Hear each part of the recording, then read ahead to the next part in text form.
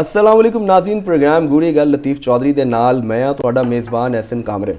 नाज़रीन, पाकिस्तान तहरीके इंसाफ दे रहनुमा ते खैबर पख्तूनख्वा दे वज़ीर आला सुहेल खान अफरीदी इस वक्त स्ट्रीट मूवमेंट की तैयारी च ने और मुख्तलिफ सूबे के दौरे कर रहे हैं। पहले पंजाब आए तो हुण सिंध जाने की तैयारी कर रहे हैं, लेकिन अदालत तो मुसलसल गैर हाजिर ने और इस गैर हाज़री की वजह तो उन्होंने नाकाबिले जमानत वारंट जिहड़े ने वो जारी हो गए हैं तो अदालत ने उन्होंने गिरफ्तार करके पेश करने का हुक्म दिता।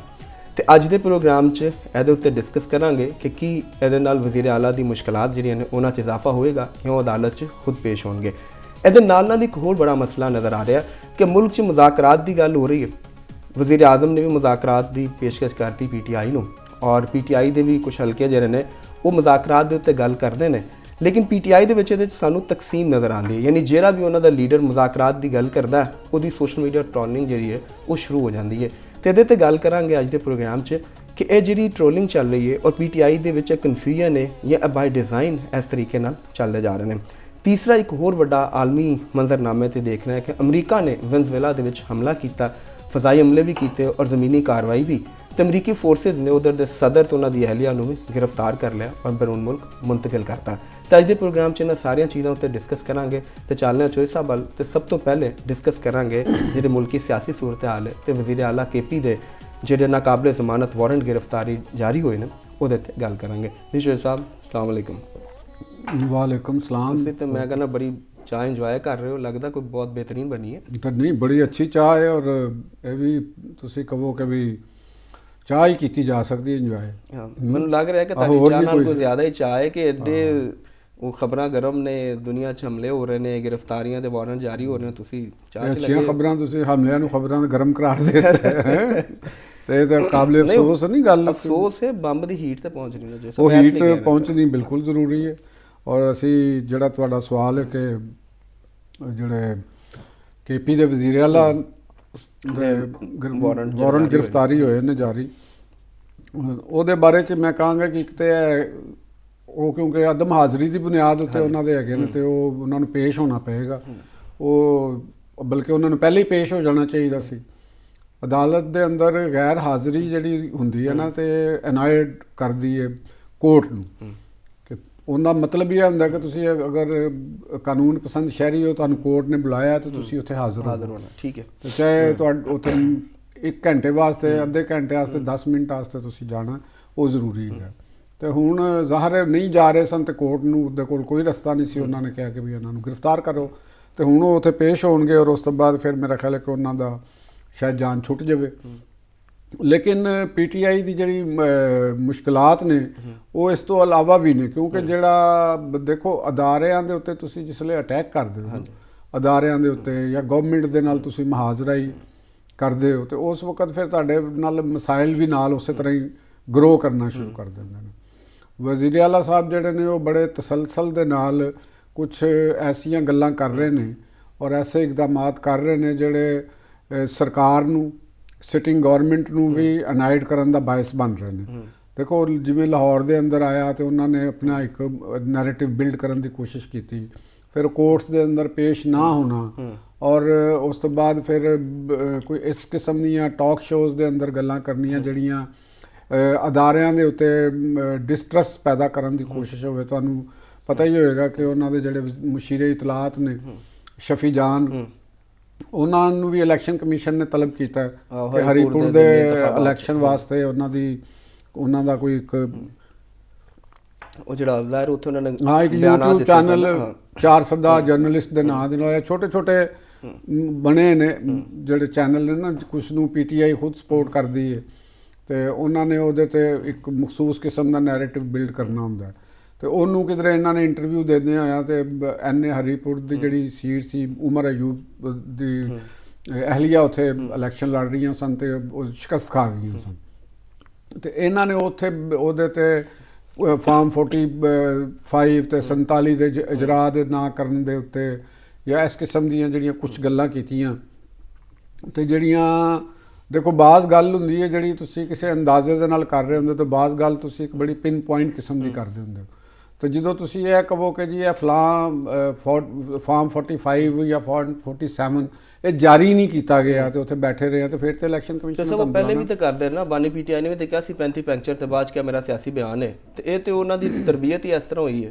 ਉਹ ਤੇ ਦੇਖੋ ਲੇਕਿਨ ਇਹ ਮਾਮਲਾ ਤਾਂ ਉਹਨਾਂ ਨਹੀਂ ਨੇ ਰਹਿਣਗੇ। ਇੱਕ ਹਿਕਮਤ ਅਮਲੀ ਇਹ ਅਪਣਾਈ ਕਿ ਵੀ ਜਿਹੜੀ ਤੁਹਾਡੇ ਅੰਦਰ ਇੱਕ ਤੁਸੀਂ ਇੱਕ ਕੰਮ ਦੇ ਵਿੱਚ ਨਾਕਾਮ ਹੋ ਰਹੇ ਹੋ ਤੇ ਤੁਸੀਂ ਉਹਦੇ ਅਗੇਂਸਟ ਇੱਕ ਪ੍ਰੋਪੇਗੈਂਡਾ ਵਾਰ ਬਿਲਡ ਕਰੋ ਤਾਂ ਕਿ ਤੁਹਾਡਾ ਜਿਹੜਾ ਇੱਕ ਨੈਰੇਟਿਵ ਇਸ ਤਰ੍ਹਾਂ ਦਾ ਬਿਲਡ ਹੋ ਜਾਵੇ ਔਰ ਇਸ ਤਰ੍ਹਾਂ ਦੀ ਤੁਸੀਂ ਬਿਆਨੀਆਂ ਤਸ਼ਕੀਲ ਦੇ ਦੇਵੋ ਕਿ ਜਿਹੜੀ ਤੁਹਾਡੀ ਸ਼ਿਕਸਤ ਹੈਗੀ ਹੈ ਉਹ ਸ਼ਿਕਸਤ ਪਿੱਛੇ ਰਹਿ ਜਾਏ ਔਰ ਗਵਰਨਮੈਂਟ ਅੱਗੇ ਆ ਜਾਏ ਕਿ ਜੀ ਅਸੀਂ ਹਾਰੇ ਨਹੀਂ ਤੇ ਇਹਨਾਂ ਸਾਨੂੰ ਹਰਾ ਦਿੱਤਾ ਗਿਆ।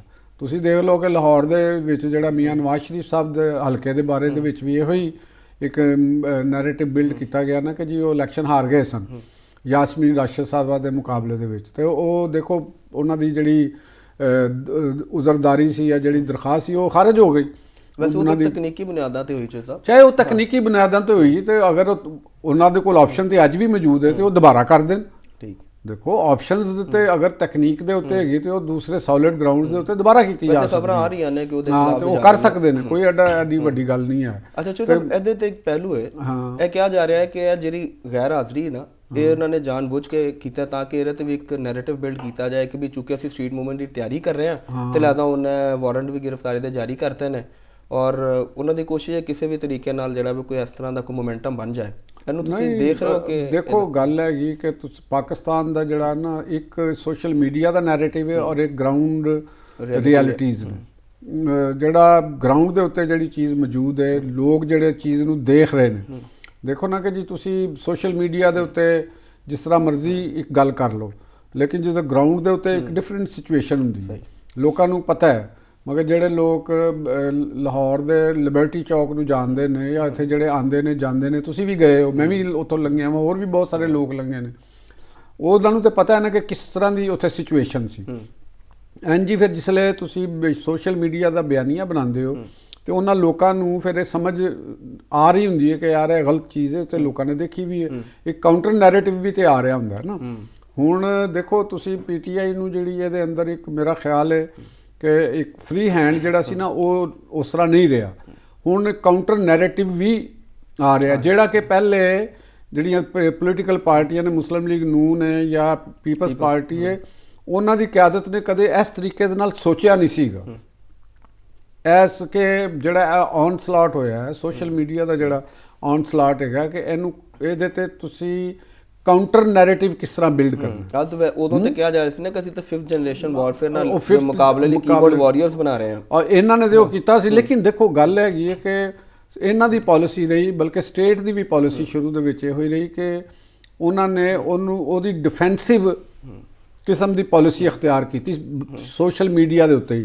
ਯਾਨੀ ਉਹਦਾ ਕੋਸ਼ਿਸ਼ ਕੀਤੀ ਗਈ ਕਿ ਬਿਆਨਾਤ ਜਾਰੀ ਕੀਤੇ ਜਾਣ ਕਿ ਇੰਜ ਨਹੀਂ, ਇਹ ਗਲਤ ਹੈ, ਇਹ ਹੈ, ਉਹ ਹੈ, ਲੇਕਿਨ ਉਹਦੀ ਵਜ੍ਹਾ ਦੇ ਨਾਲ ਜਿਹੜਾ ਔਨ ਸਲਾਈਡ ਸੀ ਉਹਦੇ ਅੰਦਰ ਕਮੀ ਨਹੀਂ ਆਈ ਬਲਕਿ ਉਹਦੀ ਸ਼ਿੱਦਤ ਵਿੱਚ ਇਜ਼ਾਫਾ ਹੋਇਆ। ਤੇ ਇੱਥੋਂ ਬਾਅਦ ਚੋਂ ਫਿਰ ਇਹ ਅਹਿਸਾਸ ਹੋਇਆ ਕਿਉਂਕਿ ਜਿਹੜੀ ਸੋਸ਼ਲ ਮੀਡੀਆ ਵੀ ਇੱਕ ਸਾਇੰਸ ਹੈ, ਇਹਦੇ ਅੰਦਰ ਵੀ ਇੱਕ ਸਟ੍ਰੈਟਜੀ ਹੈ। ਦੇਖੋ ਨਾ ਡਿਜੀਟਲ ਦਹਿਸ਼ਤਗਰਦੀ ਜਿਹਨੂੰ ਕਿਹਾ ਜਾਂਦਾ, ਸਾਈਬਰ ਕ੍ਰਾਈਮ ਜਿਹਨੂੰ ਕਿਹਾ ਜਾਂਦਾ, ਉਹਦੇ ਅਗੇਂਸਟ ਵੀ ਤੇ ਇੱਕ ਹਿਕਮਤ ਅਮਲੀ ਹੈ। ਇੱਕ ਝੂਠ ਬੋਲਿਆ ਜਾ ਰਿਹਾ ਮੁਸਲਸਲ, ਸੱਚ ਨੂੰ ਛੁਪਾਇਆ ਜਾ ਰਿਹਾ, ਤੇ ਉਹਦੇ ਮੱਦੇ ਮੁਕਾਬਲ ਵੀ ਤੇ ਤੁਸੀਂ ਇੱਕ ਕਰਨੀ ਹੈ ਨਾ ਕਿ ਤਾਂ ਕਿ ਉਹਨੂੰ ਤੁਸੀਂ ਡਾਊਨ ਕਰੋ। ਉਹਦੀ ਪਾਲਿਸੀ ਨੂੰ ਫਿਰ ਹੁਣ ਅੱਜ ਉਹਦੇ ਤੇ ਕੀਤਾ ਜਾ ਰਿਹਾ ਕਿਉਂਕਿ ਜਿਹੜੀ ਝੂਠ ਨੂੰ ਤੁਸੀਂ ਬੇਨਕਾਬ ਕਿਵੇਂ ਕਰਨਾ ਉਨੀ ਹੀ ਸ਼ਿੱਦਤ ਨਾਲ ਬਲਕਿ ਉਹਦੇ ਤੋਂ ਜ਼ਿਆਦਾ ਸਪੇਸ ਦੇ ਨਾਲ ਤੁਸੀਂ ਕਰੋਗੇ ਤੇ ਉਹਨੂੰ ਤੁਸੀਂ ਕਰੋਗੇ। ਇਹ ਰਵਾਇਤੀ ਕਿਸਮ ਦੀ ਪ੍ਰੋਪੇਗੈਂਡਾ ਵਾਰ ਨਹੀਂ ਰਹੀ, ਇਹ ਹੁਣ ਬਲੀ ਹੋਰ ਟਾਈਪ ਦੀ ਕਮਰਿਆਂ 'ਚ ਬੈਠ ਕੇ ਲੜੀ ਜਾ ਰਹੀ ਹੈ ਜਿਹਦੀ ਬਾਉਂਡਰੀਜ਼ ਕੋਈ ਨਹੀਂ ਨੇ, ਬਾਉਂਡਰੀ ਨਹੀਂ ਹੁਣ ਤੇ ਉਹਦੇ ਵਾਸਤੇ ਫਿਰ ਲਾਜ਼ ਵੀ ਬਣਾਉਣੇ ਪਏ। ਮੁਖਤਲਿਫ ਪੂਰੀ ਦੁਨੀਆ 'ਚ ਲਾਜ਼ ਬਣ ਰਹੇ ਨੇ। ਹੁਣ ਅਗਰ ਜਿਵੇਂ ਸ਼ਫੀ ਜਾਨ ਸਾਹਿਬ ਨੂੰ ਬੁਲਾ ਲਿਆ, ਹੁਣ ਉਹਨਾਂ ਵਾਸਤੇ ਬੋਲਣਾ ਐਡਾ ਆਸਾਨ ਨਹੀਂ ਰਹੇਗਾ ਕਿ ਤੁਸੀਂ ਜੋ ਮੂੰਹ ਦੇ ਵਿੱਚ ਆਇਆ ਤੁਸੀਂ ਉਹ ਬੋਲ ਦੇਣਾ। ਹੁਣ ਤੁਹਾਨੂੰ ਬੁਲਾਇਆ ਜਾ ਸਕਦਾ, ਜਦੋਂ ਜਾ ਕੇ ਉੱਥੇ ਮਾਫੀ ਮੰਗ ਲੈਂਦੇ ਨੇ ਤੇ ਮਾਫੀ ਮਿਲ ਜਾਂਦੀ ਹੈ। ਨਹੀਂ ਹਰ ਕੰਮ ਦੇ ਵਿੱਚ ਮਾਫੀ ਨਹੀਂ ਮਿਲਿਆ ਕਰੇਗੀ ਨਾ, ਹੁਣ ਨਹੀਂ ਮਿਲੇਗੀ। ਹੁਣ ਕਿਸ ਤਰ੍ਹਾਂ ਮਿਲੇਗੀ ਕਿ ਤੁਸੀਂ ਇੱਕ ਪ੍ਰੋਸੈਸ ਨੂੰ ਤੁਸੀਂ ਡੈਮੇਜ ਕਰ ਰਹੇ ਹੋ ਨਾ। ਅਗਰ ਸਾਡੇ ਮੁਲਕ ਦੇ ਅੰਦਰ ਦੇਖੋ ਬੜੇ ਤਵਾਤਰ ਦੇ ਨਾਲ ਇਹ ਚੀਜ਼ ਹੋ ਰਹੀ ਹੈ ਕਿ ਇਲੈਕਟ੍ਰੋਨਿਕ ਜਿਹੜਾ ਅਮਲ ਹੈਗਾ, ਇੰਤਖਾਬੀ ਅਮਲ ਹੈ ਜਿਹੜਾ, ਇਹਨੂੰ ਇੱਕ ਬੜੇ ਸਿਸਟਮੈਟਿਕ ਤਰੀਕੇ ਦੇ ਨਾਲ ਸੈਬੋਤਾਜ ਕੀਤਾ ਗਿਆ, ਮੁਤਨਾਜ਼ਾ ਕੀਤਾ ਗਿਆ ਕਿ ਵੀ ਹਰਾ ਦਿੱਤਾ ਗਿਆ ਜੀ, ਹਰਾ ਦਿੱਤਾ ਗਿਆ ਜੀ, ਹਰਾ ਦਿੱਤਾ ਗਿਆ, ਹਰਾ ਦਿੱਤਾ ਗਿਆ, ਹਰਾ ਦਿੱਤਾ ਗਿਆ, ਫਾਰਮ 45 ਨਹੀਂ ਆਇਆ, ਇੱਕ ਕਨਫਿਊਜ਼ਨ 47 ਉਹ ਕਰਤੀ ਗਈ। ਹਾਲਾਂਕਿ ਇੱਕ ਅਮਲੀ ਜ਼ਿੰਦਗੀ ਉਹਨੂੰ ਰੋਕਣ ਦਾ ਤਰੀਕਾ ਤੇ ਇਹ ਵੀ ਹੈ ਨਾ ਕਿ ਇੱਕ ਤੇ ਉਹਨਾਂ ਨੂੰ ਬੁਲਾ ਕੇ ਫਿਰ ਪੁੱਛਿਆ ਜਾਏ, ਐਸਾ ਦਾ ਮੈਕੈਨਿਜ਼ਮ ਹੋਵੇ। ਪਾਕਿਸਤਾਨ ਦੇ ਵਿੱਚ ਹੱਤਕੇ ਇੱਜ਼ਤ ਦੇ ਕਵਾਨੀਨ ਆਏ ਸਨ ਸ਼ੁਰੂ ਦੇ ਵਿੱਚ, ਅਦਾਲਤਾਂ ਨੇ ਦੇਖੋ ਉਹਨਾਂ ਦੇ ਉੱਤੇ ਕੋਈ ਨੋਟਿਸ ਨਹੀਂ ਲਿਆ। ਅਗਰ ਤੁਸੀਂ ਹੱਤਕੇ ਇੱਜ਼ਤ ਕਾਨੂੰਨ ਨੂੰ ਪੂਰੀ ਉਹਦੀ ਸਪਿਰਿਟ ਦੇ ਨਾਲ ਉਹਨੂੰ ਨਾਫਜ਼ ਕਰਦੇ ਤੇ ਸ਼ਾਇਦ ਅੱਜ ਜਿਹੜੀ ਝੂਠ ਦਾ ਅਮਲ ਦਖਲ ਹੈ, ਬੇਬੁਨਿਆਦ ਖਬਰਾਂ ਦਾ ਅਮਲ ਦਖਲ ਹੈ ਜਾਂ ਪ੍ਰੋਪੇਗੈਂਡਾ ਦਾ, ਉਹ ਸ਼ਾਇਦ ਘਟ ਜਾਂਦਾ। ਹੁਣ ਉਹਨਾਂ ਦੇ ਕੋਲੋਂ ਇਹ ਪੁੱਛਿਆ ਔਰ ਪੁੱਛਿਆ ਜਾਣਾ ਚਾਹੀਦਾ।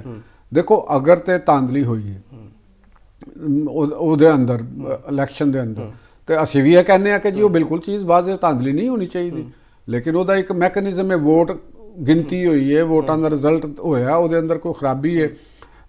ਸ਼ਫੀ ਜਾਨ ਕੋਈ ਆਮ ਹੁਣ ਬੰਦਾ ਤੇ ਨਹੀਂ ਨਾ, ਜਿਹੜਾ ਇੱਕ ਆਮ ਕਾਰਕੁਨ ਦੀ ਸ਼ਕਲ ਤੇ ਨਹੀਂ ਉਹਨਾਂ ਦੀ ਹੈਗੀ ਕਿ ਉਹ ਗੱਲ ਕਰ ਲੈਣ। ਉਹ ਮਸ਼ੀਰੇ ਇਤਲਾਤ ਹੈ, ਮਸ਼ੀਰੇ ਇਤਲਾਤ ਅਗਰ ਕੋਈ ਗੱਲ ਕਰ ਰਿਹਾ ਹੈ ਕਿਸੇ ਜਗ੍ਹਾ ਤੇ ਬੈਠ ਕੇ, ਤੇ ਫਿਰ ਉਹਨਾਂ ਦੇ ਕੋਲ ਪੂਰੇ ਸਬੂਤ ਹੋਣੇ ਚਾਹੀਦੇ ਨੇ ਔਰ ਸਬੂਤ ਮੰਗੇ ਜਾਣੇ ਚਾਹੀਦੇ ਨੇ ਕਿ ਜਨਾਬ ਭਾਈਜਾਨ ਤੁਸੀਂ ਆਓ, ਤੁਸੀਂ ਸਾਨੂੰ ਦੱਸੋ, ਇਲੈਕਸ਼ਨ ਕਮਿਸ਼ਨ ਨੂੰ ਦੱਸਣ, ਅਦਾਲਤ ਨੂੰ ਦੱਸਣ। ਔਰ ਮਜ਼ੇਦਾਰੀ ਦੀ ਗੱਲ ਹੈਗੀ ਹੈ ਕਿ ਕੋਈ ਉਹਦੇ ਤੇ ਦਰਖਾਸਤ ਦਾਇਰ ਨਹੀਂ ਹੋਈ ਹਜੇ ਤੱਕ। ਜਿਹੜਾ NA 18 ਦਾ ਇਲੈਕਸ਼ਨ ਹੋਇਆ ਉਹਦੇ ਤੇ ਕੋਈ KP ਗਵਰਨਮੈਂਟ ਦੀ ਤਰਫੋਂ ਕੋਈ ਉਜ਼ਰਦਾਰੀ ਦਾਖਲ ਨਹੀਂ ਹੋਈ ਕਿ ਜੀ ਇੱਥੇ ਧਾਂਦਲੀ ਹੋਈ ਹੈ ਤੇ ਇੱਥੇ ਇਹ ਚੀਜ਼ਾਂ ਹੋਈਆਂ ਨੇ, ਕੋਈ ਨਹੀਂ ਹੋਈ।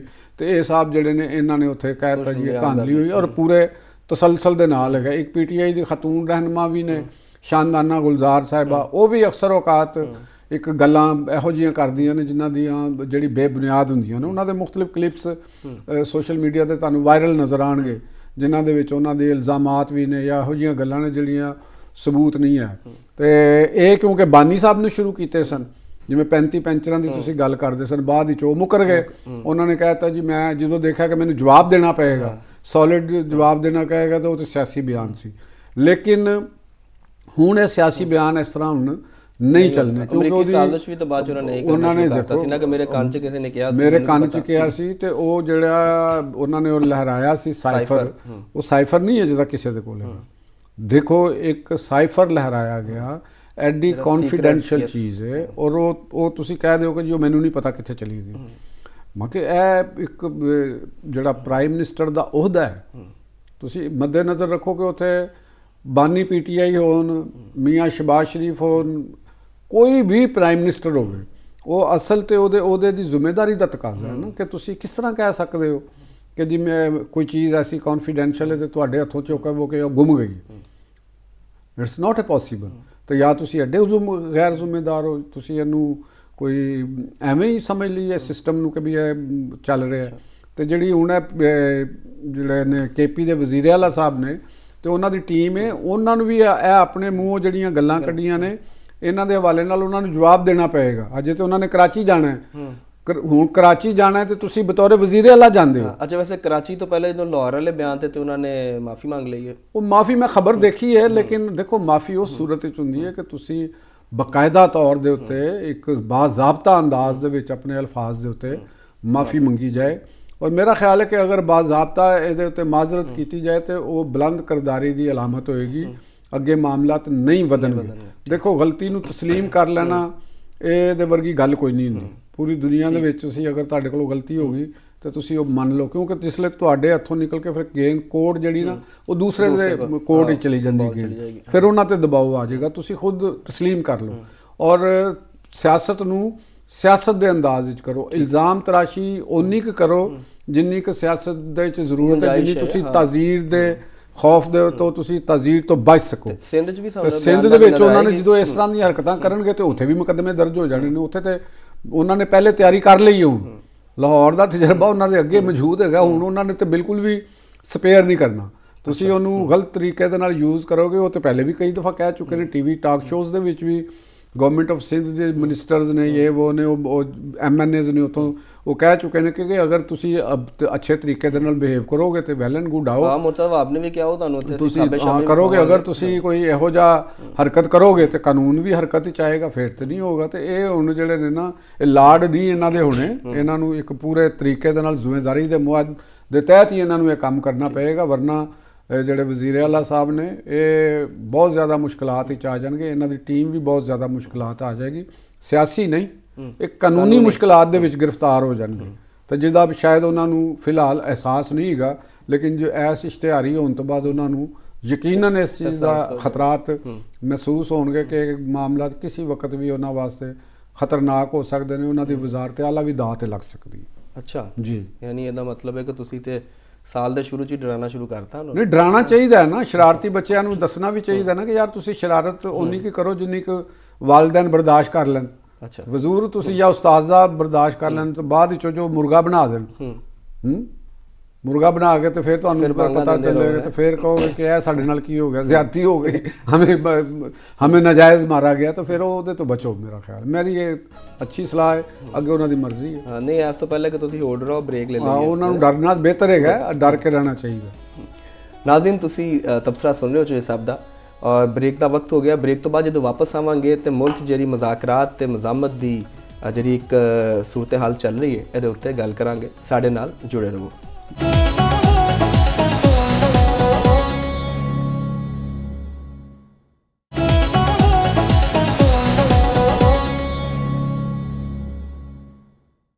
वेलकम बैक नाज़रीन, मुज़ाकरात एक ऐसा लफ्ज़ है जिहदा पाकिस्तान च हर रोज़ जिवें टीवी ऑन करीदा सुनीदा, जिवें कोई सियासी लोकां नाल बैठीदा, कोई एनालिस्ट नाल बैठीदा ते यही लफ्ज़ सुनीदा और इहदे नाल नाल जिहड़ा फॉरन वर्ड ज़हन च आ जांदा ओह मज़ामत आ जांदा, क्योंकि मज़ामत बहुत ज़्यादा हो रही। हुण मज़ामत जिहड़ी ओह सानूं सोशल मीडिया दे उत्ते ज़्यादा नज़र आंदी है कि जिहड़ा गल करदा है मुज़ाकरात दी ओहदे ट्रोलिंग शुरू हो जाती और ये ज़्यादा शिकार जिहड़े PTI दे अपने ही लोग हो रहे हैं और ਜਿਹੜਾ ਵੀ ਉਹਨਾਂ ਦਾ ਲੀਡਰ ਮੁਜ਼ਾਕਰਾਤ ਦੀ ਗੱਲ ਕਰਦਾ ਉਹਦੀ ਟ੍ਰੋਲਿੰਗ ਸ਼ੁਰੂ ਹੋ ਜਾਂਦੀ ਹੈ। ਤੇ PTI ਦੇ ਵਿੱਚ ਇਹ ਜਿਹੜੀ ਡਿਵਾਈਡ ਹੈ ਇਹਨੂੰ ਦੇਖਣਾ ਹੈ ਕਿ ਉਹਨਾਂ ਦੇ ਸੋਸ਼ਲ ਮੀਡੀਆ ਹੈਂਡਲ ਕੌਣ ਕਰ ਰਿਹਾ ਹੈ ਔਰ ਉਹ ਕੀ ਪਾਲਿਸੀ ਲੈ ਕੇ ਚੱਲ ਰਹੇ ਨੇ। PTI ਜਿਹੜੀ ਔਨ ਗਰਾਊਂਡ ਮੌਜੂਦ ਉਹਨਾਂ ਦੀ ਸੀਨੀਅਰ ਕਿਆਦਤ ਉਹ ਕੀ ਕਰ ਰਹੀ ਹੈ।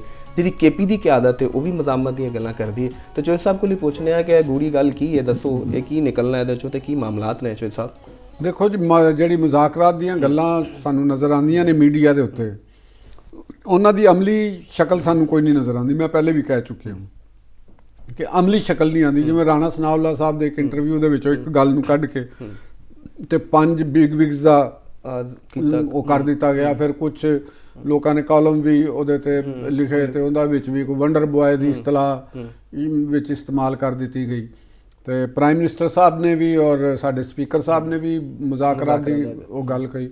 ਇਹ ਜਿਹੜੀਆਂ ਗੱਲਾਂ ਨੇ ਨਾ ਸਾਰੀਆਂ ਮੁਜ਼ਾਕਰਾਤ ਦੀਆਂ, ਉਹ ਇਸ ਤਨਾਜ਼ਰ 'ਚ ਨੇ ਕਿ ਜਦੋਂ ਕੋਈ ਕੁਐਸਚਨ ਪੁੱਛਿਆ ਜਾਂਦਾ ਹੈ, ਮਗਰ ਕਿਸੇ ਨੂੰ ਕੁਐਸਚਨ ਪੁੱਛਦੇ ਨੇ ਕਿ ਜੀ ਕਿਆ ਤੁਸੀਂ ਮੁਜ਼ਾਕਰਾਤ ਵਾਸਤੇ ਜਾਂ ਉਹ ਤੁਸੀਂ ਵਾਸਤੇ ਤਿਆਰ ਹੋ, ਤੇ ਉਹ ਕੋਈ ਬੰਦਾ ਇਹ ਤਾਂ ਨਹੀਂ ਕਹਿ ਸਕਦਾ ਜੀ ਮੈਂ ਮੁਜ਼ਾਕਰਾਤ ਵਾਸਤੇ ਤਿਆਰ ਨਹੀਂ। ਠੀਕ, ਜਿਵੇਂ ਮੈਂ ਵੀ ਗੱਲ ਕੀਤੀ ਸੀ ਕਿ ਅਗਰ ਮੁਜ਼ਾਕਰਾਤ ਦੀ ਕੋਈ ਗੱਲ ਹੁੰਦੀ ਹੈ ਜਾਂ ਮੁਜ਼ਾਕਰਾਤ ਹੁੰਦੇ ਨੇ ਤੇ ਉਹਦੀ ਅਸੀਂ ਮੁਖਾਲਫਤ ਤਾਂ ਨਹੀਂ ਕਰਨੀ ਚਾਹੀਦੀ। ਅੱਛੀ ਗੱਲ ਹੈ ਅਗਰ ਡਾਇਲੌਗ ਹੁੰਦੇ ਨੇ ਔਰ ਕੋਈ ਮਸਾਇਲ ਹੱਲ ਹੁੰਦੇ ਨੇ ਤਾਂ ਬਿਲਕੁਲ ਮਸਾਇਲ ਹੱਲ ਹੋਣੇ ਚਾਹੀਦੇ ਨੇ।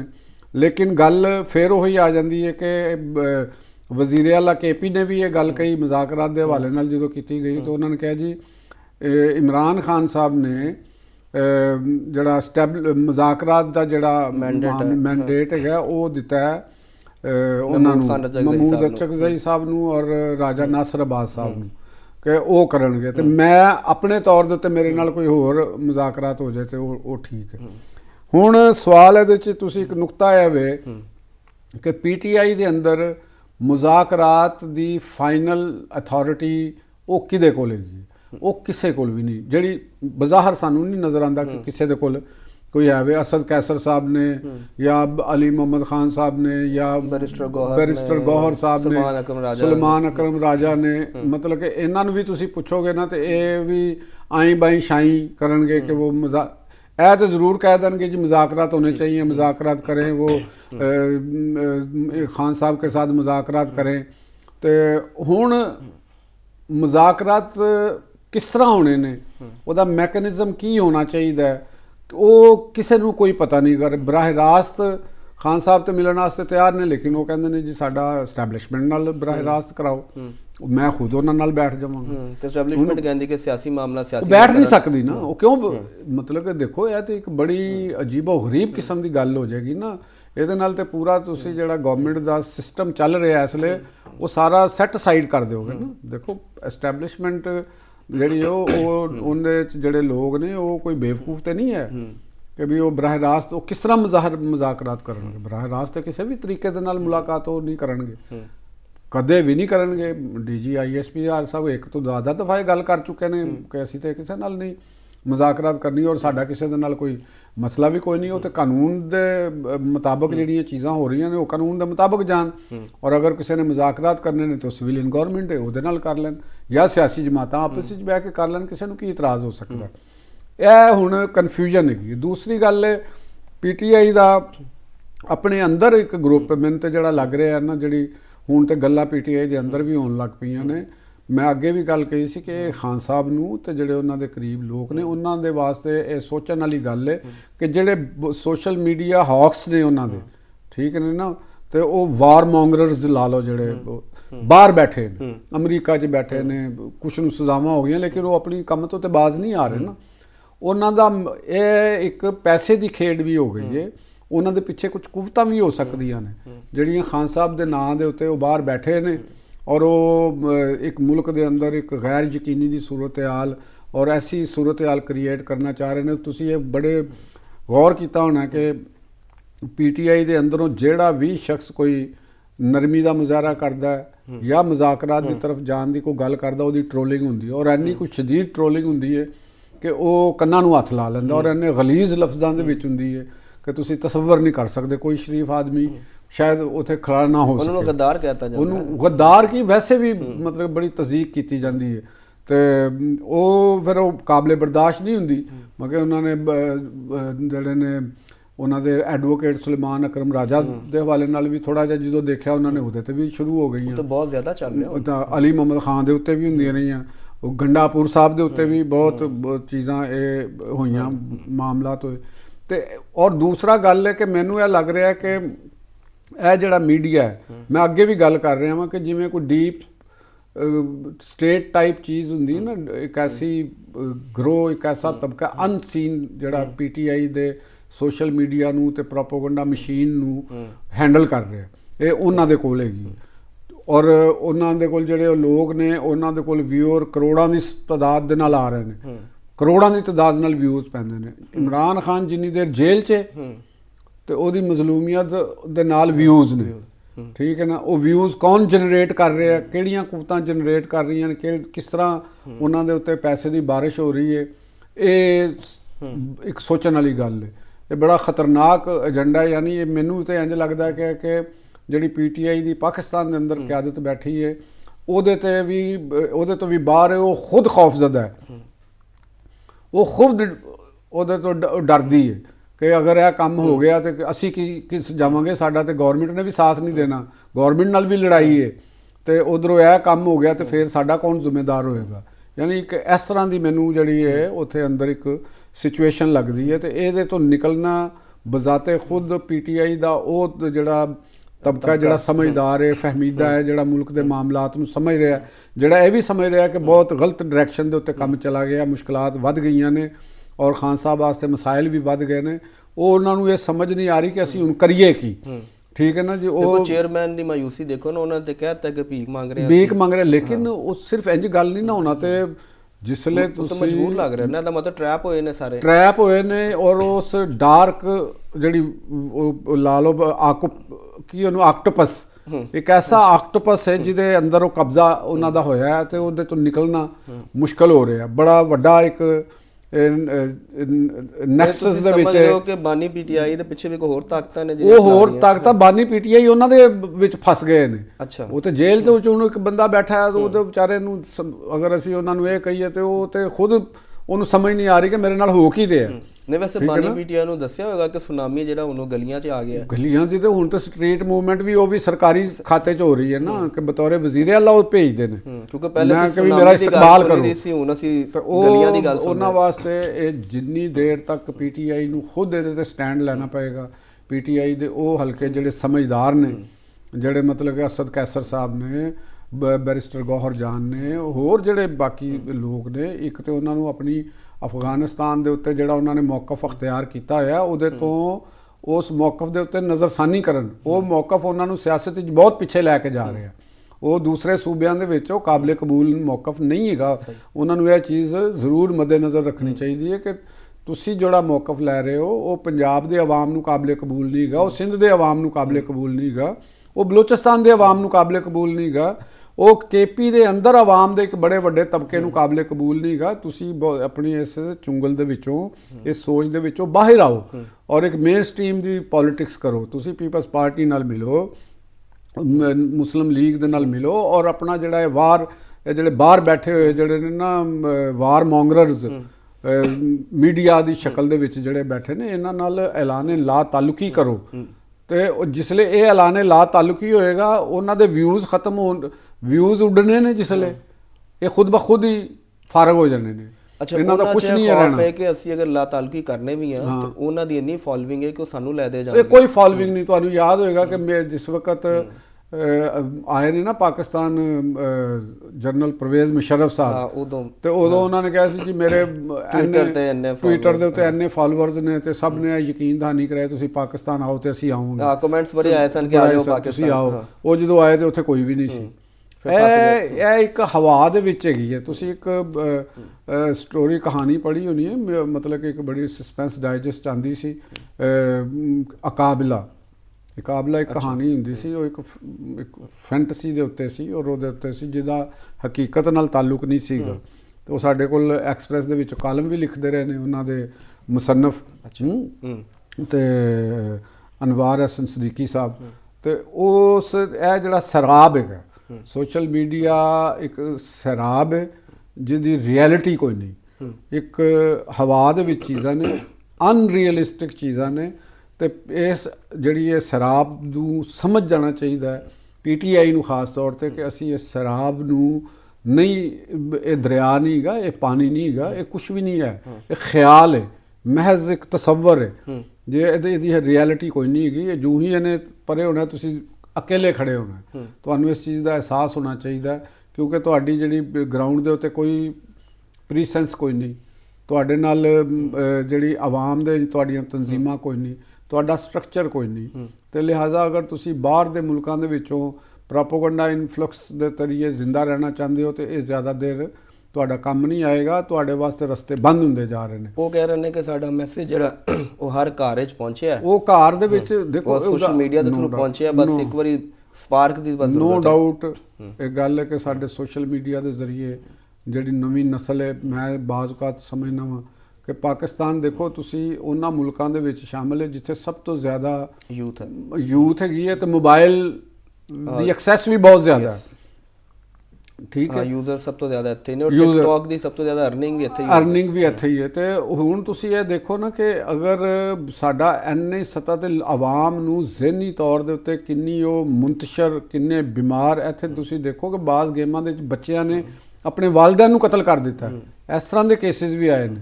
ਸੋਸ਼ਲ ਮੀਡੀਆ ਦੇ ਉੱਤੇ ਬਹੁਤ ਮੁਖਤਲਿਫ ਗੇਮਾਂ ਖੇਡਦੇ ਆ, ਉਹ ਆਪਣੇ ਹੀ ਬੱਚਿਆਂ ਨੂੰ ਉਹਨਾਂ ਨੇ ਕਤਲ ਕਰ ਦਿੱਤਾ, ਆਪਣੇ ਵਾਲਿदैन ਨੂੰ ਕਤਲ ਕਰ ਦਿੱਤਾ। ਤੇ ਇਹ ਇੱਕ ਜ਼ਹਿਰ ਬੜਾ ਵੱਡਾ ਜਿਹਦੇ ਤੋਂ ਸਭ ਨੂੰ, ਪੂਰੇ ਨੇਸ਼ਨ ਨੂੰ ਹੋਣਾ ਚਾਹੀਦਾ, ਇਨਕਲੂਡਿੰਗ ਪੀਟੀਆਈ ਨੂੰ। ਅਗਰ ਆਵਾਮ ਦੀ ਸਿਆਸਤ ਕਰਨੀ ਪਏਗੀ, ਉਹਨਾਂ ਨੂੰ ਬਰਮਲਾ ਇੱਕ ਪੂਰਾ ਦੋ ਟੋਕ ਮੌਕਫ ਦੇ ਨਾਲ ਆਉਣਾ ਪਏਗਾ ਔਰ ਆਪਣੀ ਇਹ ਜਿਹੜੀ ਸੋਸ਼ਲ ਮੀਡੀਆ ਦਾ ਇੱਕ ਖਾਸ ਤੌਰ ਤੇ ਜਿਹੜਾ ਉਹ ਆਨਸਰ ਹੈ ਜਿਹੜਾ ਬੈਰੂਨੇ ਮੁਲਕ ਹੈਗਾ, ਜਿਹੜਾ ਇਹਨਾਂ ਦੇ ਕੰਟਰੋਲ 'ਚ ਨਹੀਂ ਹੈਗਾ, ਜਿਨ੍ਹਾਂ ਨੂੰ ਡਿਜੀਟਲ ਦਹਿਸ਼ਤਗਰਦ ਕਿਹਾ ਜਾ ਰਿਹਾ, ਇਹਨਾਂ ਨੂੰ ਇਹ ਚੀਜ਼ ਦੇਖਣੀ ਚਾਹੀਦੀ ਹੈ ਕਿ ਉਹਨਾਂ ਦੇ ਕੋਲ ਪੈਸੇ ਬਹੁਤ ਆ ਰਹੇ ਨੇ। ਐਨੇ ਪੈਸੇ ਕਾਰੋਬਾਰ ਦੇ ਵਿੱਚ ਨਹੀਂ ਆ ਸਕਦੇ। ਦੁਨੀਆ ਜਿਹੜੇ ਕਾਰੋਬਾਰ ਕਰ ਰਹੇ ਨੇ ਲੋਕ, ਮਿੱਲਾਂ ਲਾ ਰਹੇ ਨੇ, ਫੈਕਟਰੀਆਂ ਲਾ ਰਹੇ ਨੇ, ਉਹ ਪੈਸੇ ਐਨੇ ਨਹੀਂ ਕਮਾ ਰਹੇ ਜਿੰਨੇ ਇਹ ਲੋਕ ਕਮਾ ਰਹੇ ਨੇ ਸਿਰਫ ਗੱਲਾਂ ਕਰਨ ਦੇ ਉੱਤੇ, ਪ੍ਰੋਪੇਗੈਂਡਾ ਕਰਨ ਦੇ ਉੱਤੇ। ਪੂਰੀ ਦੁਨੀਆ ਇਹਦੇ ਤੋਂ ਮੁਤਾਸਰ ਹੋ ਰਹੀ ਹੈ।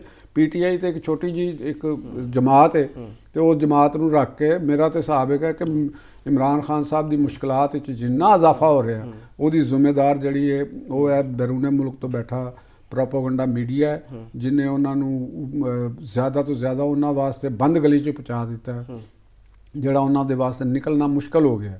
ਮੈਨੂੰ ਉਹਨਾਂ ਦਾ ਫਿਲਹਾਲ ਮੁਕੱਦਮਾਤ ਦੇ ਖਾਤਮੇ ਦਾ, ਬਲਕਿ ਮੈਨੂੰ ਮਜ਼ੀਦ ਸਜ਼ਾਵਾਂ ਦਾ ਵੀ ਖਤਰਾ ਉਹਨਾਂ ਦੇ ਵਾਸਤੇ ਮੌਜੂਦ ਹੈਗਾ।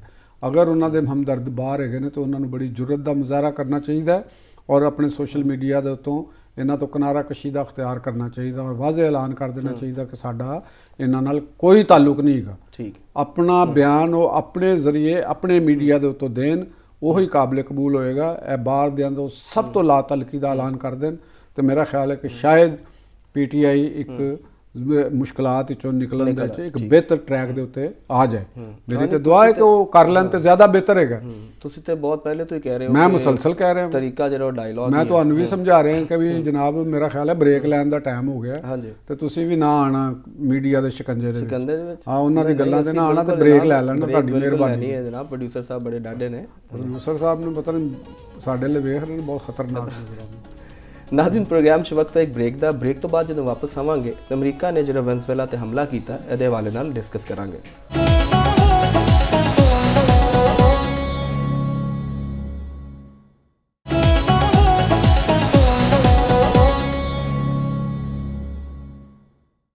ਵੈਲਕਮ ਬੈਕ ਨਾਜ਼ਰੀਨ, ਅਮਰੀਕੀ ਸਦਰ ਡੋਨਲਡ ਟਰੰਪ ਜਿਹੜੇ ਪਿਛਲੇ ਸਾਲ ਜੰਗਾਂ ਰੁਕਵਾਉਣ ਦੇ ਉੱਤੇ ਅਮਨ ਨੋਬਲ ਪ੍ਰਾਈਜ਼ ਦੇ ਖਾਹਿਸ਼ਮੰਦ ਸਨ, ਫਿਰ ਉਹਨਾਂ ਨੂੰ ਫੀਫਾ ਜਿਹੜਾ ਉਹਨਾਂ ਨੇ ਅਮਨ ਦਾ ਪ੍ਰਾਈਜ਼ ਵੀ ਦੇ ਦਿੱਤਾ। ਲੇਕਿਨ ਇਸ ਸਾਲ ਦੇ ਸ਼ੁਰੂ 'ਚ ਹੀ ਉਹਨਾਂ ਨੇ ਵੈਨਜ਼ੁਏਲਾ ਤੇ ਹਮਲਾ ਕਰ ਦਿੱਤਾ, ਫਜ਼ਾਈ ਹਮਲੇ ਵੀ ਕੀਤੇ ਔਰ ਜ਼ਮੀਨੀ ਵੀ। ਤੇ ਵੈਨਜ਼ੁਏਲਾ ਦੀ ਜਿਹੜੇ ਦਿਫਾਈ ਤਨਸੀਬਾਤ ਨੇ ਉਹਨਾਂ ਨੂੰ ਵੀ ਨੁਕਸਾਨ ਪਹੁੰਚਾਇਆ, ਵਜ਼ਾਰਤ ਦਿਫਾਅ ਨੇ ਵੀ ਨੁਕਸਾਨ ਪਹੁੰਚਾਇਆ। ਤੇ ਉਹਦੇ ਬਾਅਦ ਜਿਹੜੇ ਉੱਥੋਂ ਦੇ ਸਦਰ ਨੇ ਉਹਨਾਂ ਨੂੰ ਤੇ ਉਹਨਾਂ ਦੀ ਅਹਿਲੀਆ ਨੂੰ ਗ੍ਰਿਫਤਾਰ ਕਰਕੇ ਮੁੰਤਕਿਲ ਕਰਤਾ ਅਮਰੀਕੀ ਫੋਰਸਿਸ ਨੇ ਔਰ ਕਿਹਾ ਜਾ ਰਿਹਾ ਹੈ ਕਿ ਉਹਨਾਂ ਦੇ ਖਿਲਾਫ ਫੌਜਦਾਰੀ ਕਾਰਵਾਈ ਹੋਏਗੀ।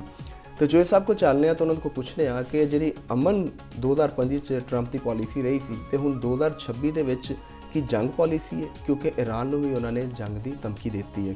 जी जो साहब, ये वेनेजुएला च ट्रंप ने हमला कर तो नोबल प्राइज़ मिलन तो बाद अमन की ख्वाहिश खत्म हो गई? नहीं, वो देखो तुहानूं मैं एक तो दसां कि जिहड़ा साडे आम जिहड़े साडे एक्सपर्ट्स ने वो शायद उन्हां दी जिहड़ी पॉलिसी है, उन्हां दी शख्सियत है, डोनाल्ड ट्रंप साहब की जी उन्होंने परसनैलिटी और उन्होंने अगर उन्होंने माजी की लाइफ भी देखो ना तो वह भी बड़ी अनप्रडिक्टेबल हैगी। यानी वो बड़ा कहते कुछ ने फिर अचानक कुछ वो कर लेंगे। उन्होंने अपनी जी बिजनेस अंपायर वो भी इस तरीके दे नाल उन्होंने खड़ी की। मूड स्विंग्स दे पेशेंट तो नहीं है? नहीं, पेशेंट तो नहीं है, वो तंदुरुस्त चलाक ने और अपनी पॉलिसी को कामयाब करना चाहते। देखो उन्होंने नैरेटिव लिया कि जी मैं तो जंगा बंद करा रहा हूँ, मैं फलानी जंग बंद कराई, मैं फलानी जंग कराई। लेकिन तुसी ये भी देखो कि उन्होंने ईरान के उत्ते खुद भी हमला किया, यानी किया तो ईरान के उत्ते अटैक इसराइल ने किया सी, लेकिन वो खुद अपने तैयारियों के नाल उत्थे उन्होंने वार की और इस बावजूद वो कहते हैं अब मैं बड़ा अमन पसंद हैगा और मैं इंडिया पाकिस्तान दियां जंग भी मैं रुकवा दी, होर भी वो जंगां दा दावा कर दो। लेकिन तुसी ये देखो कि जिहड़े ਜਦੋਂ ਦੇ ਉਹ ਇਕਤਦਾਰ ਦੇ ਵਿੱਚ ਆਏ ਨੇ ਤੇ ਤੁਸੀਂ ਮੈਂ ਅੱਗੇ ਵੀ ਗੱਲ ਕੀਤੀ ਸੀ ਕਿ ਰੀਜਨਲ ਕੌਨਫਲਿਕਟਸ ਜਿਹੜੇ ਨੇ ਉਹਨਾਂ ਦੇ ਵਿੱਚ ਇਜ਼ਾਫਾ ਹੋਇਆ। ਇਹ ਤੇ ਹਮਲਾ ਹੋ ਗਿਆ ਨਾ ਉਹਨਾਂ ਨੇ ਜਿਹੜਾ ਵੈਨਜ਼ੁਏਲਾ ਦੇ ਉੱਤੇ ਕਰਤਾ। ਥਾਈਲੈਂਡ ਔਰ ਕੰਬੋਡੀਆ ਦੇ ਦਰਮਿਆਨ ਸਰਹੱਦੀ ਵਾਰ ਲੜਾਈ ਸ਼ੁਰੂ ਹੋ ਗਈ, ਉੱਥੇ ਵੀ ਲੜਾਈ ਹੋਈ। ਪਾਕਿਸਤਾਨ ਇੰਡੀਆ ਦੇ ਦਰਮਿਆਨ ਲੜਾਈ ਸ਼ੁਰੂ ਹੋਈ। ਇੰਡੀਆ ਬੰਗਲਾਦੇਸ਼ ਦੇ ਦਰਮਿਆਨ ਮਾਮਲਾਤ ਗੜਬੜ ਹੋਏ ਔਰ ਉਹ ਤੇ ਅਵਰਟ ਹੋ ਗਈ ਲੜਾਈ। ਮੈਨੂੰ ਤਾਂ ਖਤਰਾ ਫੀਲ ਹੋ ਰਿਹਾ ਸੀ ਕਿ ਸ਼ਾਇਦ ਇੰਡੀਆ ਕੋਈ ਉੱਥੇ ਮਿਲਟਰੀ ਐਕਸ਼ਨ ਤੇ ਮਜਬੂਰ ਨਾ ਹੋ ਜਾਏ। ਤੇ ਲੇਕਿਨ ਬਹਰਹਾਲ ਮੇਰਾ ਖਿਆਲ ਹੈ ਕਿ ਇੱਕ ਬਿਹਤਰ ਹੋਇਆ ਕਿ ਇਹੋ ਜਿਹੀ ਗੱਲ ਨਹੀਂ ਹੋਈ। ਔਰ ਪਾਕਿਸਤਾਨ ਔਰ ਅਫਗਾਨਿਸਤਾਨ ਦਾ ਇੱਕ ਤਨਾਜ਼ਾ ਕਿਸ ਤਰ੍ਹਾਂ ਉਹ ਚੱਲਿਆ। ਫਿਰ ਗਜ਼ਾ ਦੇ ਵਿੱਚ ਮਾਮਲਾ ਦੇਖੋ, ਉਹ ਯਮਨ ਦੇ ਵਿੱਚ ਦੇਖੋ ਕਿ ਸਾਊਦੀ ਅਰੇਬੀਆ ਔਰ ਜਿਹੜੇ ਬੜੇ ਕਰੀਬੀ ਦੋਸਤ ਸਨ ਉਹਨਾਂ ਦੇ ਦਰਮਿਆਨ ਇੱਕ ਇਹ ਝਗੜਾ ਹੋ ਗਿਆ। ਤੇ ਹੁਣ ਅਮਰੀਕਾ ਨੇ ਖੁਦ ਵੈਨਜ਼ੁਏਲਾ ਤੇ ਕਰਤਾ। ਹੁਣ ਸਵਾਲ ਹੈਗਾ ਕਿ ਵੈਨਜ਼ੁਏਲਾ ਦੇ ਉੱਤੇ ਕਿਉਂ ਹਮਲਾ ਕੀਤਾ। ਉਹਦੀ ਇੱਕ ਗੱਲ ਹੈ ਕਿ ਵੈਨਜ਼ੁਏਲਾ ਔਰ ਅਮਰੀਕਨਸ ਦੇ ਦਰਮਿਆਨ ਖਾਸਾ ਦੇਰ ਤੋਂ ਤਨਾਜ਼ਾ ਹੈ। ਉੱਥੇ ਜਦੋਂ ਪ੍ਰੈਜ਼ੀਡੈਂਟ ਹੋਗੋ ਸ਼ਾਵੀਜ਼ ਰਹਿਣ ਤਵੀਲ ਅਰਸੇ ਤੱਕ, ਤੇ ਉਸ ਤੋਂ ਬਾਅਦ ਉਸ ਵੇਲੇ ਵੀ ਅਮਰੀਕਾ ਦਾ ਉਹਨਾਂ ਨਾਲ ਤਨਾਜ਼ਾ ਸੀ ਬੜਾ ਸ਼ਦੀਦ। ਇਸ ਦੌਰਾਨ ਪ੍ਰੈਜ਼ੀਡੈਂਟ ਟਰੰਪ ਵੀ ਇਕਤਦਾਰ 'ਚ ਰਹੇ ਔਰ ਬਾਰਾਕ ਓਬਾਮਾ ਵੀ ਰਹੇ ਔਰ ਜੋ ਬਾਈਡਨ ਵੀ ਉਸ ਦੌਰਾਨ ਇਕਤਦਾਰ 'ਚ ਰਹੇ। ਤੇ ਬੜੇ ਸ਼ਦੀਦ ਇਖਤਲਾਫਾਤ ਹੋਏ ਔਰ ਬਾਜ਼ ਔਕਾਤ ਫੀਲ ਹੁੰਦਾ ਸੀ ਕਿ ਸ਼ਾਇਦ ਉਹਨਾਂ ਦੀ ਜੰਗ ਹੋ ਜਾਏਗੀ। ਇਹਦੇ ਅੰਦਰ ਵਜ੍ਹਾ ਇੱਕ ਤੇ ਨਜ਼ਰੀਆਤੀ ਵੀ ਹੈ, ਠੀਕ, ਮਫਾਦਾਤ ਦੀ ਹੈ। ਉਹ ਨਜ਼ਰੀਆਤ ਹੀ ਇਸ ਤਰ੍ਹਾਂ ਹੈਗੀ ਕਿ ਜਿਹੜੇ ਪ੍ਰੈਜ਼ੀਡੈਂਟ ਹੁਣ ਨੇ ਨਿਕੋਲਸ ਮੈਦੂਰੋ ਮੌਰਿਸ, ਇਹ ਹੋਗੋ ਸ਼ਾਵੀਜ਼ ਦੇ ਜਾਨਸ਼ੀਨ ਨੇ ਔਰ ਇਹ ਯੂਨਾਈਟਿਡ ਸੋਸ਼ਲਿਸਟ ਪਾਰਟੀ ਉੱਥੋਂ ਦੀ ਇਹ ਉਹਦੇ ਲੋਕ ਨੇ। ਇਹ ਬੁਨਿਆਦੀ ਤੌਰ 'ਤੇ ਸੋਸ਼ਲਿਸਟ ਰੈਵੋਲੂਸ਼ਨਰੀ ਟਾਈਪ ਇਹ ਬੰਦੇ ਨੇ। ਔਰ ਅਮਰੀਕਨ ਤੁਹਾਨੂੰ ਪਤਾ ਹੈ ਕਿ ਪੂਰੀ ਦੁਨੀਆ ਦੇ ਵਿੱਚ ਉਹਨਾਂ ਦੀ ਸੋਸ਼ਲਿਸਟ ਦੇ ਨਾਲ ਤੇ ਹਮੇਸ਼ਾ ਤੋਂ ਇੱਕ ਲੜਾਈ ਰਹੀ ਹੈ। ਔਰ ਟਰੰਪ ਸਾਹਿਬ ਤੇ ਬਹੁਤ ਹੀ ਜ਼ਿਆਦਾ ਸੋਸ਼ਲਿਸਟਾਂ ਦੇ ਖਿਲਾਫ ਨੇ। ਇਹ ਤੇ ਈਵਨ ਆਪਣੀ ਡੈਮੋਕ੍ਰੇਟ ਪਾਰਟੀ ਨੂੰ ਵੀ ਸੋਸ਼ਲਿਸਟ ਸਮਝਦੇ ਨੇ। ਇਹਨਾਂ ਨੇ ਉਹ ਜਿਹੜਾ ਮਮਦਾਨੀ ਨੂੰ ਵੀ ਸੋਸ਼ਲਿਸਟ ਹੋਣ ਦਾ ਇਲਜ਼ਾਮ ਨਿਊਯਾਰਕ ਦੇ ਮੇਅਰ ਤੇ ਵੀ ਲਾਤਾ ਸੀ। ਤੇ ਹਾਲਾਂਕਿ ਕੋਈ ਐਸੀ ਉਹ ਗੱਲ ਨਹੀਂ ਹੈ। ਉਹ ਇੱਕ ਮੋਡਰੇਟ ਡੈਮੋਕ੍ਰੈਟਿਕ ਖਿਆਲਾਤ ਦੇ ਹਾਮਲ ਨੇ। ਲੇਕਿਨ ਕਹਿਣ ਦਾ ਮਕਸਦ ਹੈਗਾ ਕਿ ਇੱਕ ਤੇ ਉਹਨਾਂ ਦਾ ਆਪਣਾ ਮਾਈਂਡ ਸੈਟ ਠੀਕ ਪ੍ਰੈਜ਼ੀਡੈਂਟ ਸਾਹਿਬ ਦਾ, ਦੂਸਰੀ ਉਹਨਾਂ ਨੇ ਟੀਮ ਵੀ ਆਪਣੀ ਨਾਲ ਉਸ ਤਰ੍ਹਾਂ ਦੀ ਬਣਾਈ ਜਿਹੜੀ ਬਹੁਤ ਜ਼ਿਆਦਾ ਐਂਟੀ ਸੋਸ਼ਲਿਸਟ ਔਰ ਇਸ ਟਾਈਪ ਦੀ ਥਾਟ ਹੈ। ਦੂਸਰੇ ਇਹ ਵੀ ਇੱਕ ਉਹਨਾਂ ਦੀ ਵਜ੍ਹਾ ਸੀ। ਅੱਛਾ, ਉੱਤੇ ਕਹਿੰਦੇ ਨੇ ਤੇਲ ਦੇ ਜ਼ਖਾਇਰ ਵੀ ਹਾਂ, ਉਹ ਮੈਂ ਤੁਹਾਨੂੰ ਇੱਕ ਤੇ ਨਜ਼ਰਿਆਤੀ ਮੈਂ ਤੁਹਾਨੂੰ ਦੱਸ ਰਿਹਾ। ਦੂਸਰਾ ਵੈਨਜ਼ੁਏਲਾ ਦੇ ਅੰਦਰ ਜਿਹੜੇ ਦੁਨੀਆ ਦੇ ਤਸਦੀਕਸ਼ੁਦਾ ਜ਼ਖਾਇਰ ਨੇ ਨਾ, ਜਿਨ੍ਹਾਂ ਦੀ ਬਕਾਇਦਾ ਤਸਦੀਕ ਹੈ ਕਿ ਇੱਥੇ ਮੌਜੂਦ ਨੇ, ਐਨੇ ਮੌਜੂਦ ਨੇ, ਉਹ ਪੂਰੀ ਦੁਨੀਆ ਦੇ ਸਭ ਤੋਂ ਵੱਡੇ ਜ਼ਖਾਇਰ ਵੈਨਜ਼ੁਏਲਾ 'ਚ ਨੇ। ਅੱਛਾ, ਬਹੁਤ ਸਾਰੇ ਲੋਕਾਂ ਵਾਸਤੇ ਹੈਰਾਨਗੀ ਦੀ ਗੱਲ ਹੋਏਗੀ ਕਿਉਂਕਿ ਅਮਰੀਕਾ ਦੇ ਵਿੱਚ, ਰੂਸ ਦੇ ਅੰਦਰ ਵੀ ਜ਼ਖਾਇਰ ਦੁਨੀਆ ਦੇ ਜ਼ਿਆਦਾ ਸਮਝੇ ਜਾਂਦੇ ਨੇ, ਲੇਕਿਨ ਉਹ ਅੰਦਾਜ਼ੇ ਨੇ ਔਰ ਉਹ ਚੀਜ਼ਾਂ ਨੇ ਇਹਨਾਂ ਦੇ ਕੋਲ ਨੇ, ਵੈਰੀਫਾਈਡ ਨੇ। ਤੇ ਇੱਕ ਔਰ ਫਿਰ ਉਹਨਾਂ ਦੇ ਬਿਲਕੁਲ ਅਮਰੀਕਾ ਦੇ ਉਹ ਸਾਹਮਣੇ ਮੁਲਕ ਹੈ, ਅਮਰੀਕਾ ਦੇ ਫਿਰ ਉਹ ਮੁਖਾਲਫ ਮੁਲਕ ਹੈ। ਉਹ ਲਿਹਾਜ਼ਾ ਔਰ ਐਰ ਇਨਵਾਇਰਮੈਂਟ ਉਹਨਾਂ ਵਾਸਤੇ ਬੜਾ ਕਲੀਅਰ ਸੀ। ਬੜੀ ਦੇਰ ਤੋਂ ਅਮਰੀਕਨਸ ਦੀ ਉਹਨਾਂ ਦੀ ਪਾਲਿਸੀ ਸੀ, ਜਿਹੜੇ ਉੱਥੇ ਦੇ ਕੈਪੀਟਲਿਸਟ ਗੇਮਰਜ਼ ਨੇ ਵੱਡੇ, ਜਿਨ੍ਹਾਂ ਦੇ ਪੂਰੀ ਦੁਨੀਆ ਦੀ ਟ੍ਰੇਡ ਉੱਤੇ ਨਜ਼ਰਾਂ ਹੁੰਦੀਆਂ ਨੇ ਔਰ ਉਹਨਾਂ ਦੇ ਵਸਾਇਲ 'ਤੇ ਨਜ਼ਰਾਂ ਹੁੰਦੀਆਂ ਨੇ। ਤੇ ਉਹਨਾਂ ਨੂੰ ਨਜ਼ਰ ਇਹ ਆ ਰਿਹਾ ਸੀ ਕਿ ਇੱਥੇ ਵਸਾਇਲ ਨੇ ਔਰ ਇੱਥੇ ਗੌਰਮੈਂਟ ਇਸ ਤਰ੍ਹਾਂ ਦੀ ਹੈ ਜਿਹੜੀ ਸਾਡਾ ਉੱਥੇ ਵਾਸਤੇ ਨਹੀਂ ਕਾਬਲੇ ਕਬੂਲ ਹੈਗੀ। ਸੋਸ਼ਲਿਜ਼ਮ ਕੋਲੋਂ ਫਿਰ ਇਹਨਾਂ ਦੀ ਨਫ਼ਰਤ ਵੀ ਬੜੀ ਸੀ। ਔਰ ਤੀਸਰਾ ਵਜ੍ਹਾ ਇਹ ਬਣੀ ਕਿ ਅੱਜ ਦਾ ਕਿਸ ਤਰ੍ਹਾਂ ਹਮਲਾ ਹੋ ਗਿਆ ਕਿ ਮਾਜ਼ੀ ਦੇ ਵਿੱਚ ਸੋਵੀਅਤ ਬਲਾਕ ਮੌਜੂਦ ਸੀ, ਕਿਉਂਕਿ ਮਾਜ਼ੀ ਦੇ ਵਿੱਚ ਵੀ ਤੁਹਾਨੂੰ ਯਾਦ ਹੋਏਗਾ ਕਿ ਇੱਕ ਵਾਰੀ ਐਟਾਮਿਕ ਮਿਜ਼ਾਈਲ ਲੱਗ ਗਏ ਸਨ। ਪ੍ਰੈਜ਼ੀਡੈਂਟ ਕੈਨੇਡੀ ਦਾ ਦੌਰ ਸੀ ਤੇ ਉੱਧਰੋਂ ਉਸ ਵਕਤ ਖਰੋਸ਼ੀਫ ਹੁੰਦੇ ਸਨ ਸੋਵੀਅਤ ਯੂਨੀਅਨ ਦੇ, ਤੇ ਉੱਧਰੋਂ ਵੀ ਸੋਵੀਅਤ ਯੂਨੀਅਨ ਨੇ ਵੀ ਧਮਕਾ ਦਿੱਤਾ ਕਿਊਬਾ ਦੇ ਮਾਮਲੇ ਦੇ ਉੱਤੇ। ਕਿਊਬਾ ਦੇ ਵਿੱਚ ਵੀ ਇੱਕ ਸੋਸ਼ਲਿਸਟ ਗਵਰਨਮੈਂਟ ਹੈ, ਸਟਿਲ ਉੱਥੇ ਸੋਸ਼ਲਿਸਟ ਉਹਨੇ ਮਜ਼ੰਮਤ ਵੀ ਕੀਤੀ ਹੈ, ਉਹਨਾਂ ਨੇ ਮਜ਼ੰਮਤ ਕੀਤੀ। ਔਰ ਹੁਣ ਇਹ ਇਲਾਕਾ ਜਿਹੜਾ ਹੈ ਨਾ ਸਾਰਾ ਹੀ, ਜਿਹੜਾ ਵੈਨਜ਼ੁਏਲਾ ਦੇ ਨਾਲ ਜਾਂ ਜਿੰਨਾ ਵੀ ਹੈਗਾ, ਇਹਨਾਂ ਦਾ ਮਾਮਲਾ ਇਹ ਕੋਲੰਬੀਆ ਦੇ ਨਾਲ ਵੀ ਨੇ, ਬਿਲਕੁਲ ਕੋਲੰਬੀਆ ਦੇ ਨਾਲ ਜੁੜਿਆ ਹੈ। ਹੁਣ ਖਤਰਾਤ ਤੇ ਕੋਲੰਬੀਆ ਨੂੰ ਵੀ ਨੇ ਕਿ ਉਹ ਕਿਵੇਂ ਆਉਂਦੇ ਨੇ ਮਾਮਲਾ ਅਗਰ ਇਹਦੇ ਤੇ ਹੁੰਦੇ ਨੇ। ਤੇ ਹੁਣ ਉਹਨਾਂ ਨੇ ਬਕਾਇਦਾ ਬਿਹਤਰ ਬੜਾ ਮੌਕੇ ਤੋਂ ਫਾਇਦਾ ਚੁੱਕਿਆ। ਇਸ ਵੇਲੇ ਜਿਵੇਂ ਮੈਂ ਈਰਾਨ ਦੇ ਹਵਾਲੇ ਨਾਲ ਗੱਲ ਕੀਤੀ ਸੀ ਕਿ ਉਹਨਾਂ ਦੇ ਆਪਣੇ ਦੋਸਤ ਖਤਮ ਹੋ ਰਹੇ ਨੇ, ਘਟ ਗਏ ਨੇ, ਇਸ ਤਰ੍ਹਾਂ ਹੀ ਵੈਨਜ਼ੁਏਲਾ ਵੀ ਆਪਣੇ ਅਲਾਈਡ ਤੋਂ ਮਹਿਰੂਮ ਹੋ ਗਿਆ ਔਰ ਉਹਨਾਂ ਨੇ ਇਸ ਮੌਕੇ ਤੋਂ ਫਾਇਦਾ ਚੁੱਕ ਕੇ ਉਹਦੇ ਤੇ ਕਬਜ਼ਾ ਕਰ ਲਿਆ। ਜਿਵੇਂ ਇੱਕ ਦਫਾ ਇਹਨਾਂ ਨੇ ਪਨਾਮਾ ਦੇ ਉੱਤੇ ਜਨਰਲ ਨੋਰੀਏਗਾ ਨੂੰ ਵੀ ਗ੍ਰਿਫਤਾਰ ਕਰਕੇ ਲੈ ਕੇ ਆਏ ਸਨ ਅਮਰੀਕਾ ਦੇ ਮੁਖਾਲਫ। ਇਹ ਹੁਣ ਉਹਨਾਂ ਨੇ ਫਿਰ ਦੁਬਾਰਾ ਇਹ ਕੰਮ ਕੀਤਾ। ਈਰਾਨ ਦਾ ਤੁਸੀਂ ਜ਼ਿਕਰ ਕੀਤਾ ਤੇ ਈਰਾਨ ਦੇ ਵਾਲੇ ਨਾਲ ਵੀ, ਈਰਾਨ ਦੇ ਵਿੱਚ ਵੀ ਉਹਨਾਂ ਨੇ ਵਾਜ਼ਿਹ ਕਰਤਾ ਕਿ ਅਗਰ ਤੁਸੀਂ ਮੁਜ਼ਾਹਿਰੀਨ ਨੂੰ ਗੱਲ ਕੀਤੀ ਤੇ ਮੈਂ ਉੱਥੇ ਫੌਜੀ ਐਕਸ਼ਨ ਕਰਾਂਗਾ। ਅਯਤੁੱਲਾ ਖਾਮਨੇਈ ਨੇ ਵੀ ਕਹਿਤਾ ਕਿ ਅਸੀਂ ਜਵਾਬ ਦੇਵਾਂਗੇ। ਉਹ ਹੁਣ ਕੀ ਕਹਿ ਸਕਦੇ ਨੇ? ਇਹ ਤਾਂ ਨਹੀਂ ਕਹਿ ਸਕਦੇ ਕਿ ਜੀ ਆ ਜਾਓ। ਨਹੀਂ, ਤੇ ਦਿਫਾ ਦੀ ਸਲਾਹੀਅਤ ਹੈ। ਮੈਨੂੰ ਲੱਗਦਾ ਜਿਹੜਾ ਦੇਖੋ ਨਾ ਜੀ ਕਮਜ਼ੋਰ ਨੇ ਕੀ ਕਰਨਾ। ਉਹ ਮੀਆਂ ਮੁਹੰਮਦ ਬਖਸ਼ ਸਾਹਿਬ ਨੇ ਕਿਹਾ, ਬੜੀ ਹਕੀਕਤ ਪਸੰਦਾਨਾ ਉਹਨਾਂ ਦਾ ਸ਼ੇਰ ਹੈ ਕਿ ਲਿਸੇ ਦਾ ਕੀ ਜ਼ੋਰ ਮੁਹੰਮਦ, ਰੋਣਾ ਜਾਂ ਨਸ ਜਾਣਾ। ਤੇ ਕਮਜ਼ੋਰ ਮੁਲਕਾਂ ਦਾ ਕੋਈ ਜ਼ੋਰ ਨਹੀਂ ਹੁੰਦਾ। ਤੇ ਇਹ ਹੁਣ ਇਹ ਕਮਜ਼ੋਰ ਮੁਲਕਾਂ ਦੀ ਕਿਆਦਤਾਂ ਨੂੰ ਖੁਦ ਸੋਚਣਾ ਚਾਹੀਦਾ ਸੀ ਕਿ ਅਸੀਂ ਆਪਣੇ ਇਖਤਲਾਫਾਤ ਨੂੰ ਇੰਨੀ ਅੱਗੇ ਨਾ ਲੈ ਕੇ ਜਾਈਏ ਕਿ ਇੱਕ ਜਿਹੜਾ ਤਾਕਤਵਰ ਹੈਗਾ ਉਹ ਇਸ ਹੱਦ ਤੱਕ ਆ ਜਾਏ ਕਿ ਤੁਹਾਡੇ ਤੇ ਕਬਜ਼ਾ ਕਰ ਲਵੇ, ਤੁਹਾਡੇ ਤੇ ਹਮਲਾ ਕਰ ਲਵੇ। ਆਪਣੀ ਤਾਕਤ ਦਾ ਤੁਹਾਨੂੰ ਖੁਦ ਤੋਂ ਅੰਦਾਜ਼ਾ ਹੋਣਾ ਚਾਹੀਦਾ, ਉਹਦੀ ਜ਼ੋਮ ਦਾ ਸ਼ਿਕਾਰ ਨਹੀਂ ਹੋਣਾ ਚਾਹੀਦਾ। ਜਿਸ ਵੇਲੇ ਕੋਈ ਮੁਲਕ ਜ਼ੋਮ ਦਾ ਸ਼ਿਕਾਰ ਹੋ ਜਾਂਦਾ, ਕਮਜ਼ੋਰ ਹੋਵੇ ਔਰ ਉਹ ਤਾਕਤਵਰ ਨਾਲ ਮੱਥਾ ਲਾਉਣ ਦੀ ਗੱਲ ਕਰੇ ਤੇ ਫਿਰ ਅਖੀਰ ਉਹਦਾ ਮੁਕੱਦਰ ਸ਼ਿਕਸਤ ਤੋਂ ਸਿਵਾ ਕੁਛ ਨਹੀਂ ਹੋਗਾ। ਪੂਰੀ ਅਜ਼ਲ ਤੋਂ ਲੈ ਕੇ ਹੁਣ ਤੱਕ ਦੀ ਹਿਸਟਰੀ ਭਰੀ ਪਈ ਹੈ ਕਿ ਤਾਕਤਵਰ ਨੇ ਕਮਜ਼ੋਰ ਮੁਲਕਾਂ ਨੂੰ ਸ਼ਿਕਸਤ ਦਿੱਤੀ ਹੈ, ਉਹ ਮੁਕਾਬਲਾ ਨਹੀਂ ਕਰ ਸਕੇ। ਵੈਨਜ਼ੁਏਲਾ ਵੀ ਤੁਹਾਡੇ ਸਾਹਮਣੇ ਹੈ, ਈਰਾਨ ਦਾ ਵੀ ਤੁਹਾਡੇ ਸਾਹਮਣੇ ਹੀ ਹੈ। ਇਹ ਸਾਰੀਆਂ ਚੀਜ਼ਾਂ ਚਲੋ ਬੜਾ ਤੁਸੀਂ ਡਿਟੇਲ ਕਮੈਂਟ ਕਰਤਾ ਤਾਂ ਕੋਈ ਮੈਸੇਜ ਮੈਂ ਦੇਣਾ ਚਾਹਾਂਗਾ ਇਸ ਵਾਲਿदैन ਨੂੰ ਕਿ ਜੋ ਆਪਣੇ ਜਿਹੜੇ ਛੋਟੇ ਬੱਚੇ ਨੇ, ਖਾਸ ਤੌਰ ਤੇ ਟੀਨਏਜਰ ਬੱਚੇ ਨੇ, ਉਹਨਾਂ ਨੂੰ ਮੋਟਰਸਾਈਕਲਾਂ ਨਾ ਦਿਓ ਖੁਦਾ ਦੇ ਵਾਸਤੇ। ਤੁਸੀਂ ਆਪਣੇ ਬੱਚਿਆਂ ਦੀ ਹਿਫਾਜ਼ਤ ਨੂੰ ਯਕੀਨੀ ਬਣਾਓ। ਇਹ ਕੋਈ ਤੁਸੀਂ ਆਪਣੀ ਸਹੂਲਤ ਦੇਖਦੇ ਹੋ। ਅਕਸਰ ਵਾਲਿदैन ਨੂੰ ਮੈਂ ਕਹਿੰਦੇ ਸੁਣਿਆ ਕਿ ਬੱਚਾ 13-14 ਸਾਲਾਂ ਦਾ ਹੋ ਗਿਆ ਤਾਂ ਉਹਨੇ ਕਿਹਾ ਜੀ ਲਓ ਜੀ ਆ ਤੇ ਹੁਣ ਮੋਟਰਸਾਈਕਲ ਵੀ ਚਲਾਉਣ ਲੱਗ ਪਿਆ, ਸਾਨੂੰ ਅੱਗੇ ਪਿੱਛੇ ਲਾਇਆ ਗਿਆ। ਤੇ ਲੇਕਿਨ ਤੁਹਾਡੇ ਇਹ ਵਾਲਿदैन ਦੀ ਇੰਤਹਾਈ ਕੋਤਾਹੀ ਹੈ ਔਰ ਮੇਰਾ ਖਿਆਲ ਹੈਗਾ ਕਿ ਵਾਲਿदैन ਜਿੱਦੀ ਜ਼ਿੰਮੇਦਾਰੀ ਦਾ ਮੁਜ਼ਾਹਰਾ ਕਰਨ, ਆਪਣੇ ਛੋਟੇ ਬੱਚਿਆਂ ਨੂੰ ਮੋਟਰਸਾਈਕਲ ਦੀ ਸਵਾਰੀ ਨਾ ਕਰਨ ਦੇਣ।